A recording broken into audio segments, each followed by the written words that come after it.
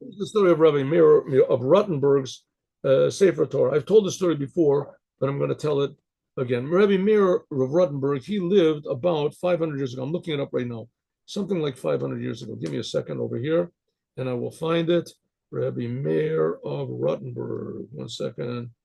Rabbi Meir of Rottenberg. Here is Meir of Rottenberg. And Meir of Rottenberg, he was 1215. Ooh, 1215. So that means he was 800 years ago. Huh? That's right. He was right after Rashi. Good. Okay.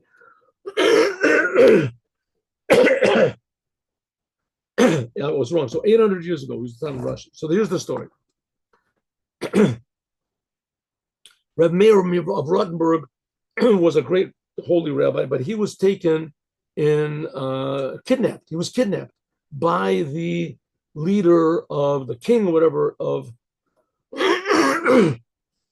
Prague, Czechoslovakia, whatever the country was called then, and he was held up in a high tower, and a tremendous ransom was demanded for him. And he told his followers, which he had a lot of them, not to pay.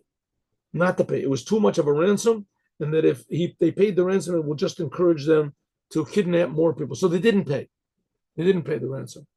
And he said that even if you do pay the ransom, that he's not going to leave. He's refusing to leave. So they didn't pay the ransom. They listened to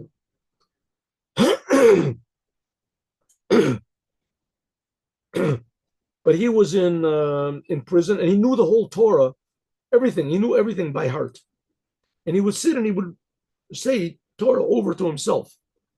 But he had one thing that he had caused him great pain, and that is that he did not have a Torah scroll to read. They wouldn't let his pupils smuggle anything into him whatsoever. So they didn't have a Torah scroll to read.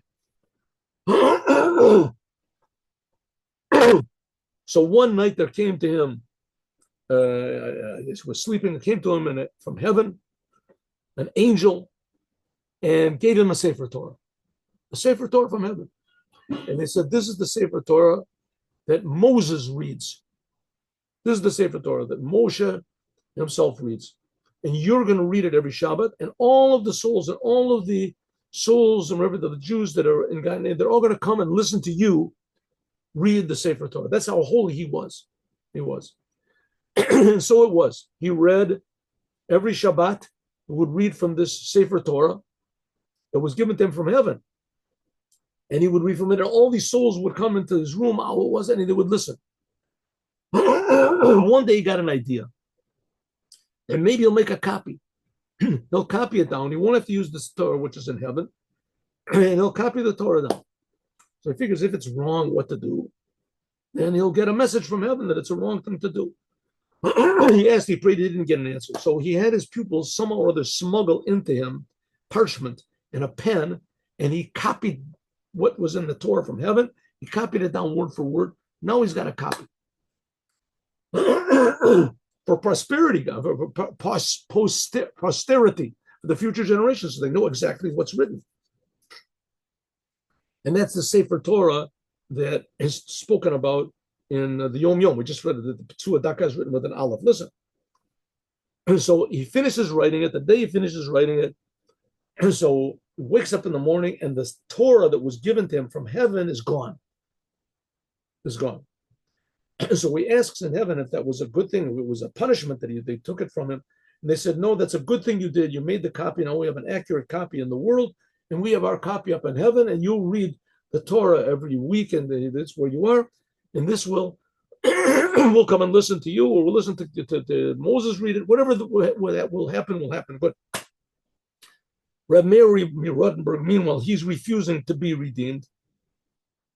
And therefore, the people listen to him. They won't give him money to redeem him, to free him. But he feels his end is near.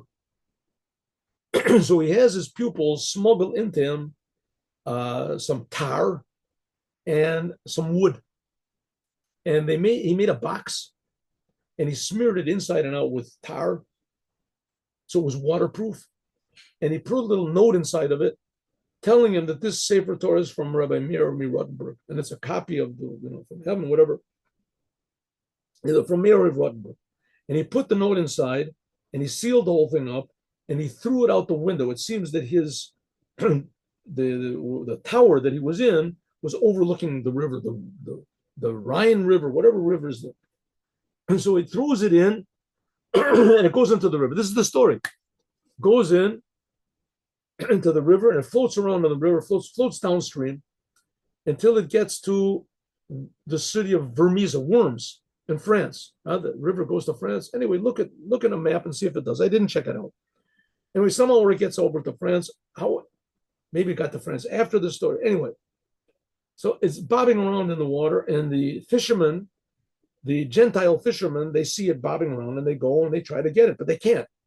So they throw a big net over it to get it, and it floats underneath their boats. And they don't know what to do. They can't do this. And they can't get it. And so they ask the Jewish fishermen, maybe they can do it. The Jewish fishermen go, and as soon as they go approach the box, as the box floats over to them, and they take the box and they bring the box onto dry land, and the non-Jewish fishermen try to open it up, and they can't. They can't open it up. They can't approach it, whatever it is, they can't open it up. The Jewish fishermen, they open it up, and there they see the Sefer Torah. It's a Sefer Torah, a small one. And it says, this is Sefer Torah of Meir of Rottenberg, and that, etc.